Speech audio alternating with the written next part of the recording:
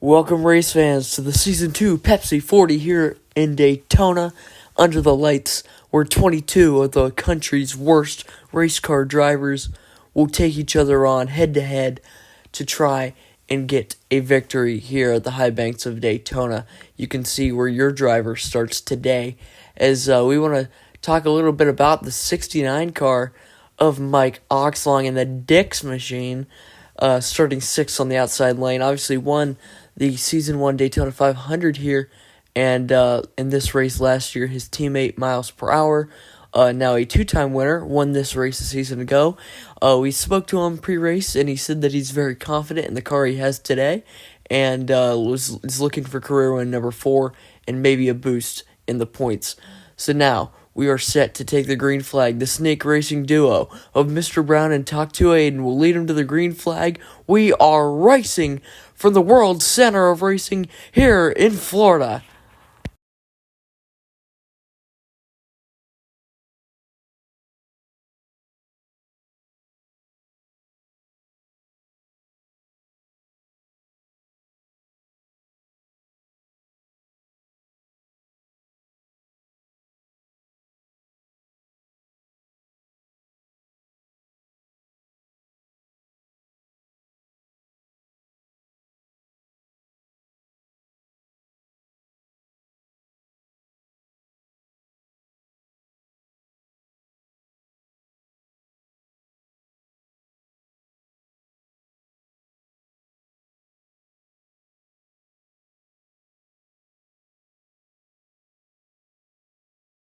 They're four wide as they come into the tri-oval. You can't do that at Daytona. They're bouncing off of each other. Contact into the wall. Hard into the wall. There goes the 31 up in the air. The 420. Your Daytona 500 winner is barrel rolling. Sliding on his roof. Big crash. The 69's involved. The 9. And the 420 continues to roll through the grass. Your pole sitter. The 42's involved. What a crash on lap 1. 4 wide is now. This is the race back to the line. Teammates Javier, Holland, and Ricky bump drafting through turn 3 and 4. Now, behind them, it's the 43 and the triple nines. The only 4 cars that got through that unscathed, I believe. They're going to lead them back to the line. It's Javier Holland. Let's take a look at this replay. They were just 4 wide. You can't do that at Daytona. They got into each other, and man, hard licks. And the 420 just took a vicious lick to the outside wall, got up on his roof, barrel rolled, and slides down and catches this bit of grass and just takes another couple tumbles. And man, and you can see him, he starts to drive away there. But look at this 100 car, gets barely clipped, hard licks for everybody involved. And man, watch, if you see this 31 car gets clipped by, I believe, the 24, boom, hard lick. Let's take a look from Talk to Aiden. We'll see his pretty good wreck avoidance here. He knows how to use a brake pedal. Let's take a look. So he's behind the 62, sees the wreck develop, and just hits the brakes, follows the 24 car through, and doesn't make any contact with anybody, and then the 24 just runs into him.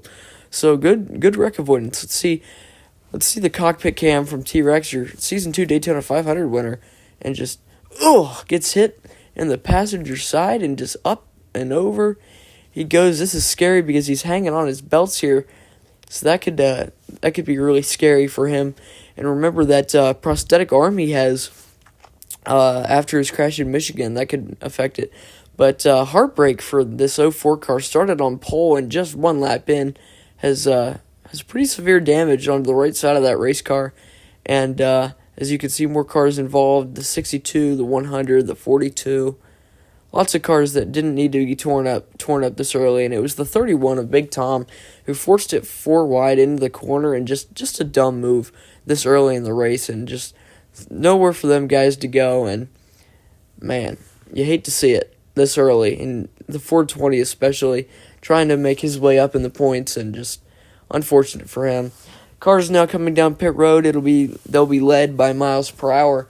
Obviously, your Talladega winner in race number 7 won this race a season ago, and has some pretty severe driver's side door damage. we look further back, you see the 24 and the 04 are on pit road. Now that's your pole sitter. Russell McGee has had pretty good speed this year, and he just hasn't been able to get the results that he needs, and it's just unfortunate for him. And we at the AASR hope he can start having some good runs here soon. So you see the 95 comes off pit road.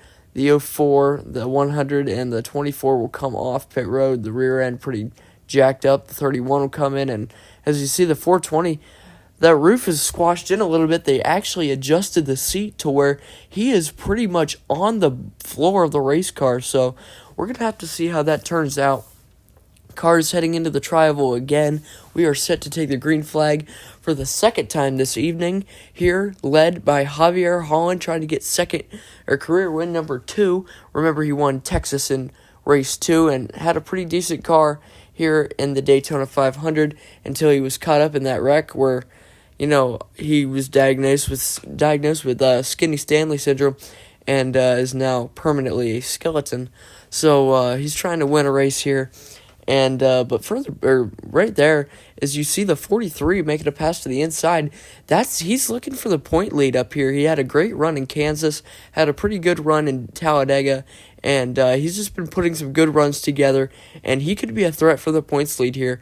And same with the guy behind him in the 57, the Ghost Rider has been putting together some really good runs here recently, and those are two guys you like to see succeed, got their first wins this year, but now the 57 will go to the inside 3 wide through the tri-oval. The 20 will lead that lap handily. Now going into turn number 1, the 2 car moves up a little bit. Now into turn number 1, they're going to fan out as now the 2 car puts it 4 wide. What is he thinking? Did he not learn from what just happened? They're going to go side by side. They're off the track. The 43 sideways into the 23. The 2 hard in the wall. The 43 sliding, spinning. The 69's involved. The 62, they slide through the grass. Oh my goodness, what a dumb move. Did he not learn from what just happened? Now, onto the front stretch. The 57 will try and get to the lead. Here they come to the line. It's not going to be enough. Javier Holland leads them back to the caution. What a dumb move by the 2 car. Puts it 4 wide. The 55 has nothing he can do about that. And honestly, for the 43, he got nicked by the 2 car, but not a lot of damage to that 43 car. He didn't slide on the pavement too much, except for right there. You see here, Mike Oxlong just no wreck avoidance skill, could not use the brake pedal. He might be just a little on the slow side, comes in and barrels into that 2 car. And the 62 also needs to open his eyes a little bit. Let's take a look from the old roof cam of our pole setter. Here, just trying to ride and maybe pick up a couple spots here and just finish the night off. And wow, just gets around that wreck, and he must have had some flashbacks from earlier in the year. As you see, the 43 makes contact with the 23, comes back up the track, and that 2 car spinning wildly down the back is the 43 is going to get out of this pretty relatively scot-free. But the 2 car did get his comeuppance, though. As we take a look slow motion, he got in the door of the 55, which caused this wreck. If you watch the 2 car, he gets clipped by the 43, and they go hard in the wall, especially for that 96 car. He gets hard in the wall, and the 2 car definitely gets his comeuppance, gets hit by the 69, who was looking to take the points lead today and just been in 2 wrecks and not the day he wanted. So the 2 car gets what he deserves, but look further back, Haywood Jablomi gets turned pretty much completely sideways, saves that race car, sends it through the grass, and keeps a hold of that car. That could put him in a winning position now. He's up into the top 10, as now these 2 race cars will come down pit road, the 69 and the 62. It seems to be 2 of our worst wreck avoidance drivers in the field, besides the 55 of, Big Squirter, as he's been diagnosed with several diseases like twisty brain syndrome and blindness. So as we see, the 69 comes into the Dix pit stall, and the 62, they're actually going to shed the hood of the 62 machine, as now they're going to straighten all the body panels out of the 69. He's going to be out. He's going to have, we're hearing, he's got some radiator damage, but they're going to fix up the panels, and they're trying to salvage some points here today. Now, for the third time this evening, we're going to take the green flag, and Javier Holland, the dominant car, if you can call it that. He's only been green for about 2 laps here, but we're the 20 car has been very fast, and he's had guys try to pass him, and they just haven't been successful. But now you see this kind of 3-car breakaway or 4-car breakaway here, and that's teammates in the 55 and the 57 both got their first wins this year, and you just can't help to feel good for those 2 guys. Have had pretty bad season 1s, and the 55 has had a awful season 2, but that win just maybe is a sign of the tides turning in that pros team. And that 57, ever since that win in Charlotte, has just been a frequent driver up towards the front of the pack. And right now, he's looking for maybe career win number 2 up in the closing laps here in Daytona. Javier Holland has been a force to be reckoned with, but if you look in third place in this 3-car breakaway, it's talked to Aiden. He's been quietly consistent all year, as now the 57 and the 9 will leave the 20 and go for the lead here. Now the 9 looks 3 wide, was denied in a photo finish here last year, got second place, now is looking for his first career win. He's got his teammate in the 42, J. Diddy, coming behind him. We've got 2 sets of teammates up here, the 9 and the 42, and the 57 and the 55, as now we're coming to just a few laps to go here under the lights in Daytona. Talk to it, Aiden will lead that lap, as now the 42 gets right to the back bumper of the Wendy Chevrolet. Now the 9 moves up the racetrack, thinks it's too early to lead. He's going to let that 42 and the 55. Could that be a mistake? The 57 way up on the outside, 3 wide. Here comes Hey Would You Blow Me. We talked about that save he had. Now the 42 going to come up and block the 9 and the 20. Now the 699 looks 3 wide. That's going to allow the 42 to block all 3 lanes. They are coming to just 2 laps to go. This time by is now we head onto the front straightaway. Here comes I believe this is the white flag. Yes, this is the white flag. 1 lap to go here. Sorry about that. 1 lap to go. As you see the 2 teammates on the bottom lane, where did they come from? That's the 999. That's your only rookie in the field looking for his first career win. So is his boss behind him in the 1. That's the Jigster. Has his eyes a foot out from the rest of his body. He looks for second here. Now, down the back straightaway, the 9 and the 20. Look 3 wide. The 42 blocks the rookie. The 1 gonna have a shot onto the front straightaway. Could we see another photo finish here in Daytona? We saw one in the last 2 events here.